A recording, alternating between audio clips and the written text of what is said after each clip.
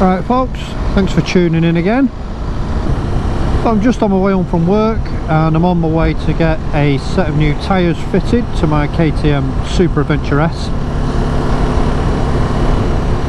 Since, well, I'm not sure, June I think, I've been running the Anlas Capra X. They're a dual sport tyre. I can't remember if they're a 50-50 or a 70-30. But I've had them on now 6 months, somewhere between 4.5 and 5,000 miles I think I've done on them now, and the back is pretty shot. So I have had to do quite a few motorway journeys with luggage. I've done quite a bit with the pillion as well, so they've had a fair amount of use. Because of the motorway use, they have sort of flattened quite badly, but that's to be expected. But there's still plenty of treads on the sides. I mean, obviously being a knobbly tyre, they're not the sort of thing where you want to be cranked over. They're not the most confidence inspiring thing. Now that said, in the warm and the dry, I haven't really had any issues with them. They've been pretty good. But I have found that I've had to run them at a lower pressure than you normally would. So until you get used to it, they do move around quite a bit. I can't remember what I'm running them at the minute. Have a look. 28 front, 27 rear, so they have dropped a little bit. I normally run 30 and 31, but like I say, I'm going to get them changed, so I've not been too bothered about keeping on top of that too much. So as I said, in the dry, they're pretty good. They're not as confidence inspiring, and they're not going to give you the same level of grip as a proper road tyre, obviously, being a knobbly tyre. Or a dual sport tyre, whatever you want to call it. And off-road they've been pretty good as well. I've used them for a little bit of green laning. I used them at the ABR festival this year. I've done a couple of little bits up here in the Lake District, not massive amounts, but compared to the tyres that were fitted as standard, night and day different.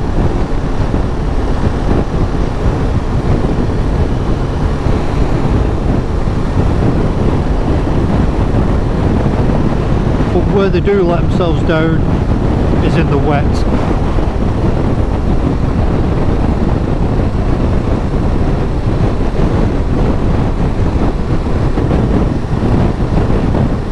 So when it's damp or, you know, very wet, when it's been raining, you don't really get any feel from the front.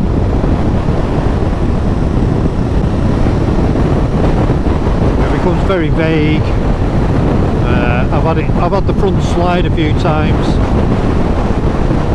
and the back again I've had a couple of twitches here and there, maybe a touch of white line, and it's on its way.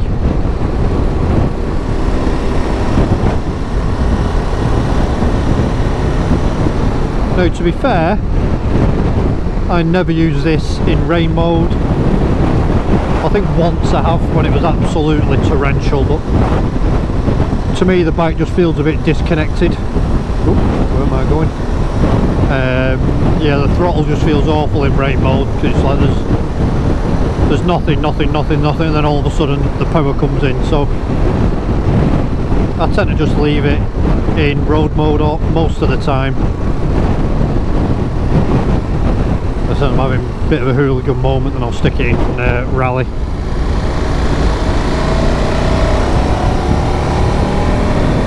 So yeah, in the wet they are awful, to be fair. Can't think of a better word for it. Like I said, in the dry, pretty good, but you're not going to get the same confidence that you would with a road tyre.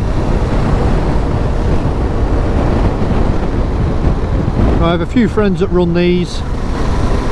One of my mates has them on a Touareg 660, I think they're called, the Aprilia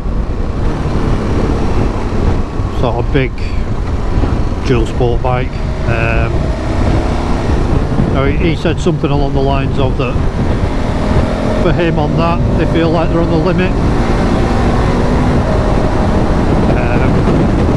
I have another friend that uses them on a GS. He's done quite a bit of touring on them. He loves them, but on his own admittance he's not running them in the wet. Because like I said, in the dry they're fine. Obviously this has also got a bit more power than all of them bikes. So where I am complaining that they're not all that good in the wet, you know, what sort of knobbly tyre is going to put up with masses of abuse in bad conditions? You know, I think they're all probably going to struggle at some point. But one of the reasons why I did pick the Anlas, being quite an unknown brand, obviously I had a few friends that have given them a good review, and the price as well. I think fitted they were roughly about 100 quid cheaper than the equivalent Michelin. I think they're very similar to an Anarchy Wild tread pattern. So yeah, 100 quid saving. I said I'm on my way to get another set of tyres fitted. I'm going with the Road 6. Just because it's coming to winter, I'm not going to be doing a lot of off-road on this, so over winter. So it just seems a bit pointless having something that's going to give me more problems while it's getting colder and wetter for the next few months.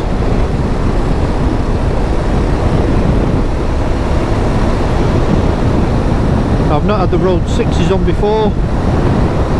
I've always used the Road 5s in the past. 6s came out about a year ago, I think. And it's the first time I've needed a set of road tyres, so I thought I'll go for the 6s. I've been impressed with the 5s, I've got them on my VFR.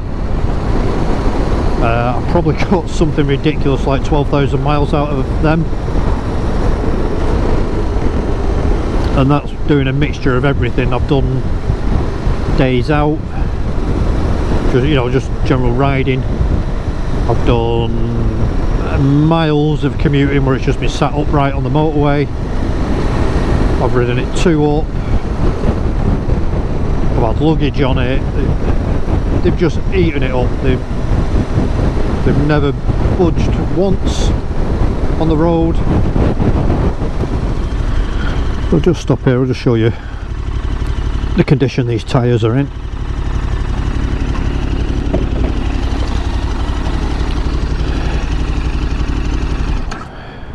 Now like I say, these have done something like 4.5, left my indicators on.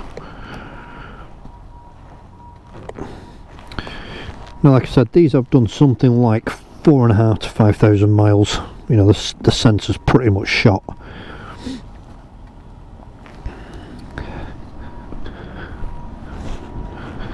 You know, there's still plenty of life left in the front. If they weren't directional, you could change that round, get a little bit more life out of it, but you know, here's what it is. So yeah, I've been quite happy with them really. If they could improve the wet weather performance, it'd be an absolutely cracking tyre for the money. So if you've got a smaller adventure bike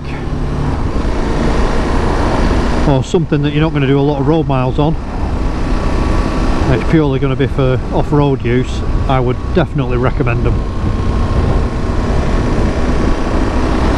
So I ran them at the ABR festival, and everything other than the mud, they were spot on. Plenty of forward drive, got a little bit of sideways slip, but it wasn't, it was predictable, that's the word I'm looking for.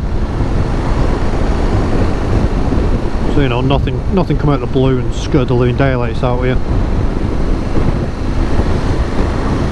Yeah, I was quite happy with them. in the mud. Obviously they do clog up and it's slipping, but I don't think you're ever going to get away from that.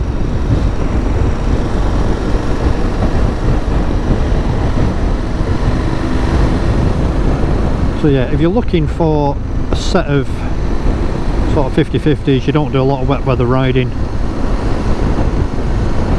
definitely go and give the Anlas Capra X a try. So there you go, that's my quick review of the Anlas Capra X tyre. I hope you found it useful. Definitely worth giving a set a try, especially if you're not really a wet weather rider. They're a belting tyre for the money.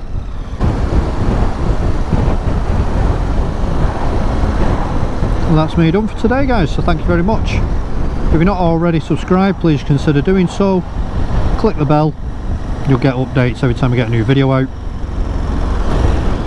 I'm just going to pull into a garage now, get my new tyres fitted, and it's off back home. So I hope you found that review helpful. I'll see you in the next one.